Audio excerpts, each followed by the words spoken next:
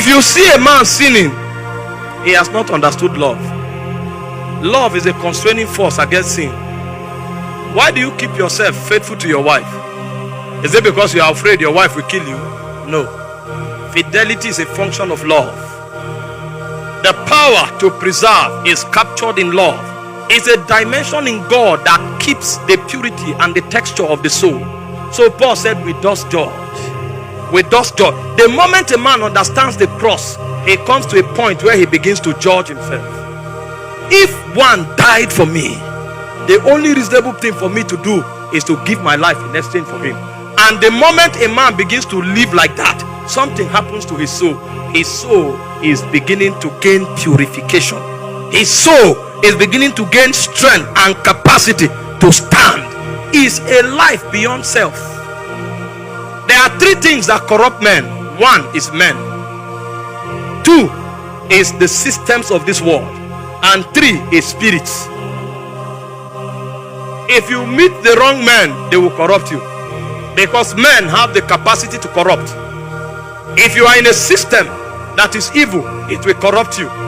And if you engage demonic spirits, they will corrupt you. These are the three major things that corrupt men. What love does is that love fights. It fights to preserve your soul. There are three things that we share tonight. Three things that makes for perfection, and all of them are standing on the cross. One is love, two is light, and three is life. They are the three triangles of perfection. Love, light, and life. Love. I'm trying to keep it calm. Love preserves you from the corruption that comes from men. Light preserves you from the corruption that comes from systems of this world. And life preserves you from the corruption that comes from spirits. It's possible for a man to be perfect if he understands the cross. There are men in this world who are perfect. And I mean perfect, not just mature, but they are incorruptible. The Bible said something. It said if it were possible, even the very elect would have been deceived. What it means is that it's not possible. There are certain men that have journeyed on certain corridor that it is impossible for them to be corrupt. It's a dimension that is captured in love. And what love does is that love makes you travel outside of self.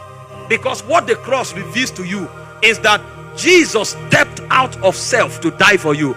So the only way you can be reasonable to repay and to replenish and to recount for that which is done is that you too must travel out of self. So it becomes a commandment of the Spirit. So in John 10:17 and 18, it said, this commandment have I received of my Father. I have the power to lay down my life and to take it up again. It's a dimension that is captured in love.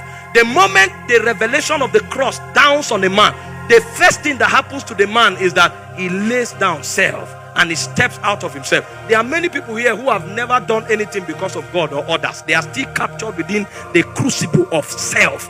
And if a man is in self, he's a harbinger of sin. Because when self is awoken, the devil has a throne. The throne of demonic spirits in time and in space is on flesh. It's a self-centered reality. And the only thing that has the power to destroy it is the liquid love that flows from the understanding of the cross.